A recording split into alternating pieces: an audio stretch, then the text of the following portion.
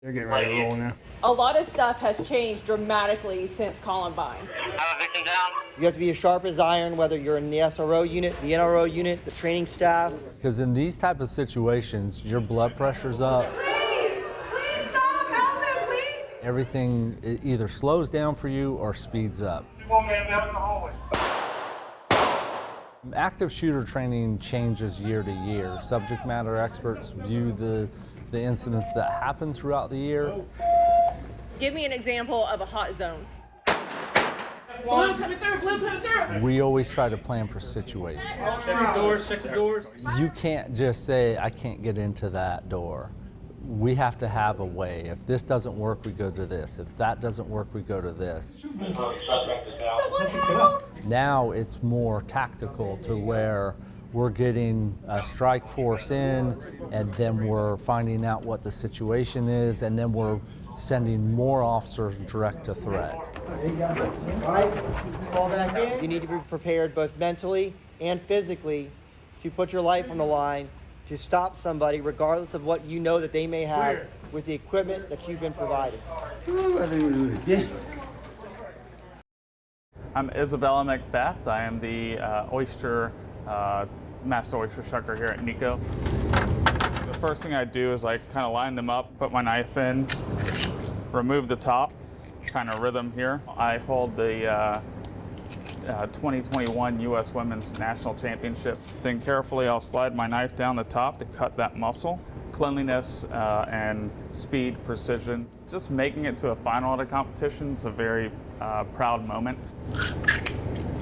Growing up here is definitely a big part of our livelihood. In the Chesapeake Bay, they'll shuck a lot of their oysters through the bill, but most of us in the South like to go in through the hinge. I would put the number over 3 million if I had to. Right after college, there's a little bit of a recession, so I actually had an uncle opening a oyster bar in the town and said I could shuck oysters, talk to people, show them a good time. And this one we have a nice little peat crab. An oyster kind of, maybe a little bit poetic, but it means everything. They really embody like an entire human existence. Do you get tired of oysters? No. I don't get tired of oysters. Setting up my classroom for next year. Pretty much, I've been here every day for a week, all day. I couldn't do it without my husband. I mean, I could, but it would be more of a struggle. It makes time go by a lot quicker, and I know it takes a lot of the stress off of her. These are what, science books? Yes.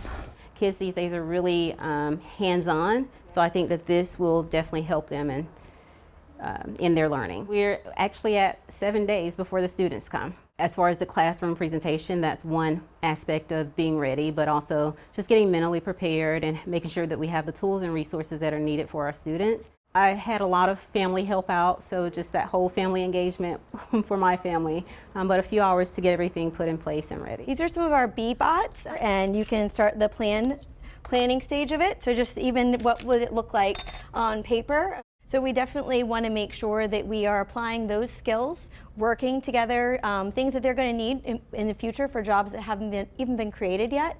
And one of those is coding. You know, our children, every time we ask what they want to be when they grow up, a YouTuber, a coder, and so we're competing with video games. So it's a different world in which we're living in, and we want to make sure that we're providing an atmosphere that is engaging for our students and relevant for today. You're never too early for us. Aren't these incredible tomatoes? Oh my gosh, they're fantastic. They've been here for years, since the start of the farmers market. So far we've had incredible crops, sir, to come in. We lost a good bit of crops to a drought that we had to plow under and replant. And then we started getting some good rain and getting some moisture in the ground, so we're about starting to plant a fall season also. Diesel fuel is tearing us up, sir. We got big problems with fuel and fertilizer prices. What does it mean for you to shop local as opposed to not? Amazing. I do it every chance I get. Got some wonderful, nice customers here, sir. I just need a lot more of them. Ma'am, I thank you all, as always. 15 a basket. But this West Ashley market has a lot of potential. We've got some good customers that know we're here. Farmers markets, people are finally, I guess, figuring out farmers really are the ones that supply this stuff. We're the ones that grow it. Folks, don't miss these. We got really nice blueberries. The blackberries are the best you'll ever put in your mouth.